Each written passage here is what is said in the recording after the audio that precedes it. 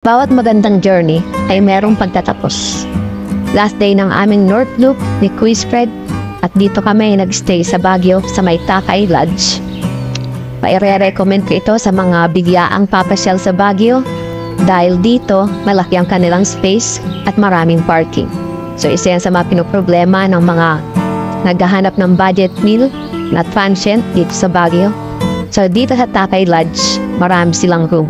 Pupunta kayo ng Baguio at plan yung mamasyal, so pwede po kayo dito. Dito kami nagstay, ni Quiz Fred at nagpalipas ng gabi. So makikita niyo naman na maluwag at malinis ang kanilang lugar. So nakakuha kami ng room sa 3rd floor, kung saan naman masasuggest ko dahil ang presyo nila rito ay budget meal. Ang kinuha namin ay isang room kung saan may isang malaking bedroom. Good for 2 person, swak na to sa amin ni Quiz for only 1,000 pesos. Problema nga lang wala ditong aircon. Pero sinisigurado ko sa inyo, meron silang heater. So kung sa Baguio, hindi mo na talaga kailangan ng aircon dahil sa malamig na klima. Meron din silang blower, just in case sa mga babaeng gusto magpatinubok. At syempre, yun na ang room namin na maluwag para sa amin dalawa ni Quiz Fred. Good morning, Quiz Fred. Energy. Good morning! Yes! Nagstay ni Quiz Fred sa Takay Lodge. So, saan dito kami magpalipas ng gabi. Then, mamaya, kahit ito na, pabalik ng back to reality. Kay Rizal. Hotel pa. Then, enjoy namin dito. Malamig. Pero, siyempre, nakamit kami dito ng 4 na enterprisers, no? So, yun. Maraming salamat po sa time niyo kagabi. So, see you again. Pagpasya namin ni Quiz Fred. Pag-travel namin sa Pilipinas. Siyempre, yung North Loop Division. So, yun lang muna. Maraming salamat. Kung ikaw naman ay nagugutom, no need to worry dahil meron sila rito mga pagkain na very affordable at masasabi kong sulit at masarap. Energy! Para magkaroon ka ng energy! Yon, almusal na, Quiz Fred. Almusal! Yeah! Okay. Sit. At pagkatapos namin kumain ay nagpatuloy na ang aming journey ni Quiz Fred upang tapusin ang aming North Loop pabalik ng Manila. Okay, right now we're here in Asin Tunnel. So, sako pa rin to ng Baguio. Sako pa rin. So, with Quiz Fred. Time check. 12:16. Oras. Ayun, gano'n. Time check. 12:16. Philippines. So, first time kong makadaan dito. Ang nadaanan ko pa lang is Nagilian, Marcos Highway, saka yung Ken Road. So, first time, dinala ko dito ni Quiz Fred, ang ating pambansang kuya. Yeah! Ayun muna, bye-bye. Ito nga pala ang Asin Tunnel. So meron siyang dalawang maliit at maiksing tunnel na madadaanan pag dito kayo dumaan. Normally dumadaan ako sa Nagilian, Marcos Highway at Cannon Road. Pero dahil nag-explore tayo, tinry natin dumaan dito sa Asin Tunnel. Saan naman? Napakaganda ng mga views, syempre ng kalsada. Medyo maraming halang kurbada, pero sigurado may enjoy nyo ang inyong biyahe. Dahil napakaganda ng view, syempre hindi natin palalagpasin dyan with Quiz Fred. Ano masasabi mo? Sobrang ganda. Ganda naman, oh. Diba? Perfect pang Instagram. Pang Instagram with Enter 125. Alright, let's go na. Stopover lang. Okay, humito kami rito sa may junction Rosario, para kumain. Then may namit kaming Enter user. Yan, pangalan sir. At dito nga, habang kami kumakain, nakita namin na may nakaparadang Enter.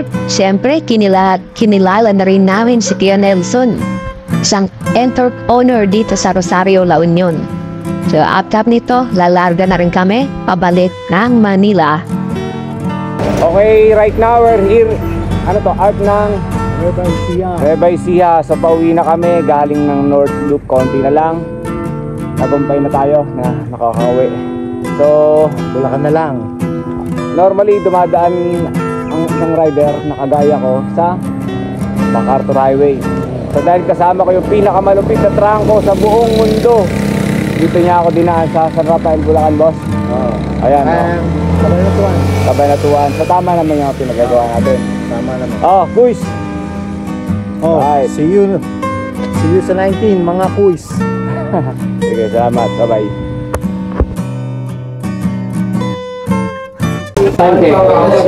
10:17. 10:17. So, andito kami ngayon sa may Jollibee sa may Northview.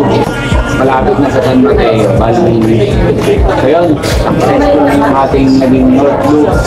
Gala, Pilipinas, na tawid natin. Northview versus Gala, Pilipinas.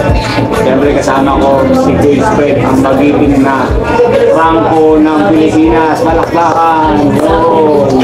So yun, so pasalamatan si Chris dahil nakasama ko siya sa mga race namin sa Northview na talaga namang full of good memories. Masaya at ang importante, nakauwi kami na ligtas. At ikot namin ang buong norte. Diba, Chris? Masaya. Siyempre, salamatan ko ang TBS Philippines. Maraming salamat po. Papasalamat din ako sa ating idolo, si Motolex. Kasi siya yung nag-invite sa atin. Siya may dahilan, bakit ako nandito. Salamat din sa TBS Philippines. Thank you. So sana tuloy na natin ito, no? Hanggang Visayas at Mindanao. Ayun, yung natin, maganda itong vision enter. Umuwi kaming ganun din at wala naging problema at pasasada. Sa buong pag-ikot namin, sa ito yung base ko, parang almost may 1,600 kilometers. Ang tulak namin. So ang exciting part doon, siyempre natin namin dulo ng Pilipinas. Dulo ng Thailand ng Luzon, ang Paparin. At siyempre, ang pinakamataas na elevation. Talagang yung highest point of the Philippines. So, kaya exciting dahil first time kong narating yun. First time din. At siyempre, yung napakagandang lugar ng Tino, Sipugaw. Tapos yung papunta ng Baguio, talaga ng mesmerizing. Kaya lang, din namin dito kasi camera eh. So hopefully next ride, matuloy din. Kasama ko ba? Hopefully, Gala Pilipinas, may sa 360 at drone shot na. Mas yun nga pala yung upload ko siguro soon na lang kasi medyo marami eh ni Motolex. So importante nga yun, ito na kami. Balas kami few days ago. Tapos na ang Northview na super enjoy, masaya. Siyempre may moment pa yan na rin artista kami dito sa Fred. Yan, mga yan. At yun nga, yung mga namit namin mga kaibigan ko sa siyempre yung TBS Entro 125 yung ang drama siguro sa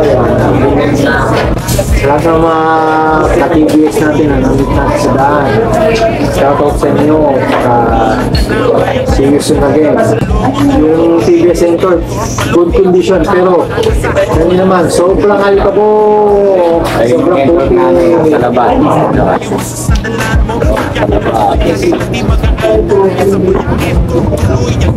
So yun, dito na kami ni Chris Fred. Bago kami magdiwalay, siyempre kakain na kami sa celebration ng aming Northview na successful. Siyempre, kulpang na rin tayo, di ba? Salamat ulit, TBS. Pamasabi lang kay Enter 125 pagdaling sa handling, braking system, performance, power. Siyempre, matinig sa gasolina. Kayang-kaya, abot ng Ayun, portable drive. Ano pa bang hahanapin mo? Lahat ng Enter 125 na. At subok na ni Motolex at ni Kingspreads. Ano man yan, pagsubok sa Y. Ito gawin natin. So, Chris Fred, maraming salamat. Chris Fred, so na nakasama kita.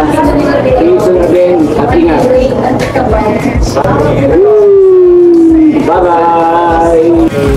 Bilibas, malayo manita TBS motor na Enter, kaya kapatid PCID mapa talaga